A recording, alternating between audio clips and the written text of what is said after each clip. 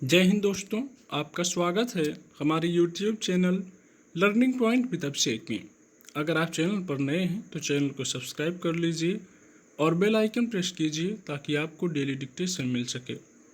80 शब्द प्रति minute dictation start. विधानसभा यानी लोकतंत्र का वो मंदिर जहां जनता के चुने हुए प्रतिनिधि जनता के हित में मुद्दों पर चर्चा के लिए एकत्र होते हैं। वो स्थान जहां जनहित में कानून बनाए जाते हैं एवं उनमें संशोधन किए जाते हैं। लेकिन पिछले कुछ वर्षों से अव्वल तो सत्र पूरे नहीं चल पाते और चलते भी हैं तो हंगामे की भेंट चढ़ जाते हैं।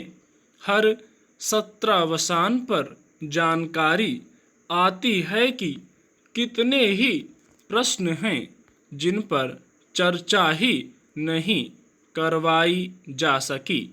ऐसा सब इसलिए भी होता रहा क्योंकि सदन में जनहित की चर्चा से ज़्यादा आरोप प्रत्यारोप ने ले ली।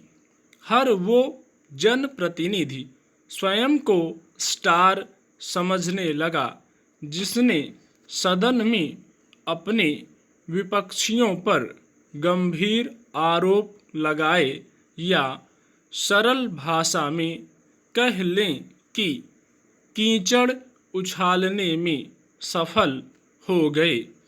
इस चलन के कारण जनहित के मुद्दे लगातार पीछे छूटने लगे। एक और चलन शुरू हुआ नए शब्दों को गढ़ने का। शब्दों को गढ़ने का ऐसा सिलसिला शुरू हुआ कि सामान्य से शब्दों को भी गालियों की संज्ञा मिल गई। मिस्टर बंटाढार, पप्पू, मामू और न जाने कितने ऐसे शब्द सदन में और बाहर गूंजने लगे।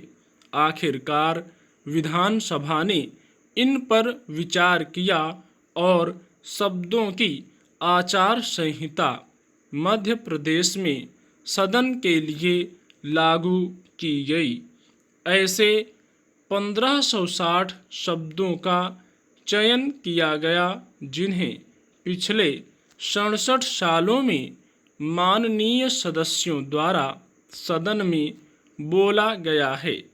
इन्हें असंसदीय मानते हुए इनके सदन में उपयोग पर रोक लगा दी गई है। सवाल ये है कि इतने शब्द क्या माननीय सदस्यों को याद रह पाएंगे और फिर सदन में ही क्यों, सदन के बाहर भी ऐसे शब्दों का प्रयोग वर्जित होना चाहिए। लोकतंत्र की रक्षक किसी भी संस्था के सदस्य को सम्मानजनक बर्ताव ही करना चाहिए। एक दूसरे पर आरोप प्रत्यारोप में हर हद को पार कर जाना कहाँ तक सही है? क्यों किसी स्थिति निर्मित होनी चाहिए कि शब्दों की भी आचार संहिता बनानी पड़ जाए और फिर इस बात की क्या गारंटी है कि फिर से नए शब्द नहीं गढ़ लिए जाएंगे? उपहास उड़ाने वाले तो इस नवाचार में महारत हासिल किए हुए हैं।